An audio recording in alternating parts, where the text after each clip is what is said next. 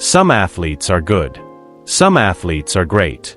But once in a generation, one arrives who doesn't just change games. She changes everything around them. Not just wins and losses, not just highlights and jerseys, but media coverage, labor negotiations, front office strategy, and even how the sport is talked about culturally. You don't need to skate to know Tony Hawk. You don't need to watch track to recognize Usain Bolt. Ask someone who barely follows golf to name a golfer, and they'll say Tiger Woods, and stop there. These athletes didn't just dominate competition. They expanded the audience itself. And right now, women's basketball is living through that exact moment. Because the WNBA didn't just gain a star. It gained a gravitational force. Her name is Caitlin Clark. And whether people love her, resent her, or feel conflicted about her rise, one thing is undeniable. The league moves differently because she exists. In the WNBA, the Houston team wins their third straight championship. Missed a three-pointer? Straight away, what's she going to do? She goes for the first time in WNBA history. Somebody's orchestrating perhaps the biggest turnaround in professional sports. From worst to, it's real. Winning never gets old. But winning with a group? That never gets old either. For nearly 3 decades, the WNBA fought for relevance.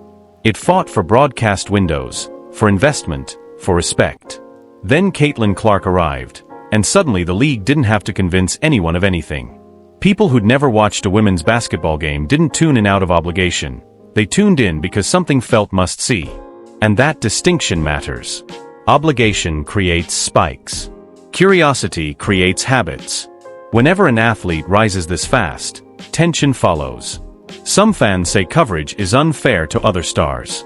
Some players worry their work is overshadowed. Some critics claim the media is manufacturing a hero to save the league.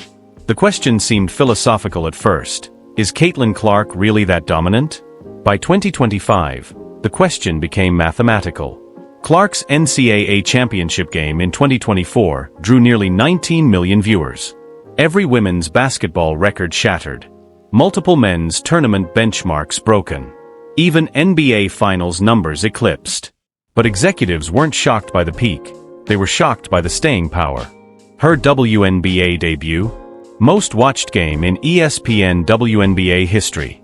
And viewership didn't drop afterward. By the end of 2024, games featuring Clark dominated ratings.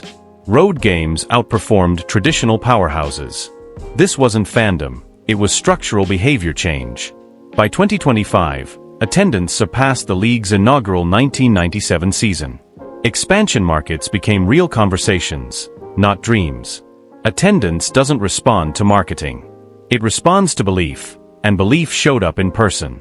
Strip away the headlines, strip away the social media noise. Clark's rookie season wasn't just impressive, it was historically disruptive. She broke single-season assist records, posted the first rookie triple-double in WNBA history, earned first-team All-WNBA honors, and generated over 45% of her team's offense. No learning curve. No developmental buffer. She forced defenses to adjust, and they still couldn't stop her.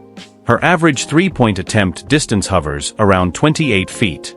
That's deeper than NBA volume shooters, deeper than the WNBA's defensive coverage models, nearly 6 feet beyond the line. She doesn't just score points. She forces defensive systems to malfunction. That's not style, it's influence. The WNBA has always had stars. Always legends. But there's a difference between greatness and timing. In the late 1970s, the NBA faced a crisis. Ratings declining, finances unstable, finals on tape delay. Talent alone didn't save the league, narrative did. 2 players arrived from a college rivalry and redefined the ceiling. Caitlin Clark isn't a one-to-one comparison, but timing, leverage, and audience expansion? The rhyme is unmistakable. Clark didn't just benefit herself. She unlocked momentum the league chased for decades. Endorsements expanded. Charter flights normalized. Franchise valuations rose. Broadcast negotiations shifted. The conversation wasn't about survival, it was about scale. And the clearest proof of her impact? Coverage changed. Legitimacy debates vanished. Survival framing disappeared. Now it's rivalries, playoff implications, coaching decisions, roster construction. Clark didn't do it alone, but she forced the door open. Growth creates leverage. Leverage creates conflict. The Players Association has made its stance clear. Revenue sharing must improve. Salaries must rise. Working conditions modernize.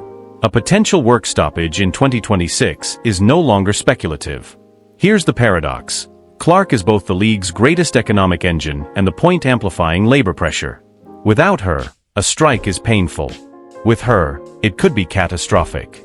If she enters 2026 healthy, engaged, and sustained, the league is no longer operating from scarcity, it's operating from momentum. And momentum changes negotiation math. Sponsors don't want pauses. Broadcasters don't want silence. Fans don't want interruption. The cost of stopping has never been higher. Two futures emerge. 1. A work stoppage freezes growth. Casual fans drift. Momentum cools. The league survives, but loses velocity. 2. The league adapts. Revenue sharing improves. Salaries rise. Infrastructure modernizes. Not because of pressure alone, but because the upside is undeniable. The harsh truth about Caitlin Clark isn't that she's overhyped.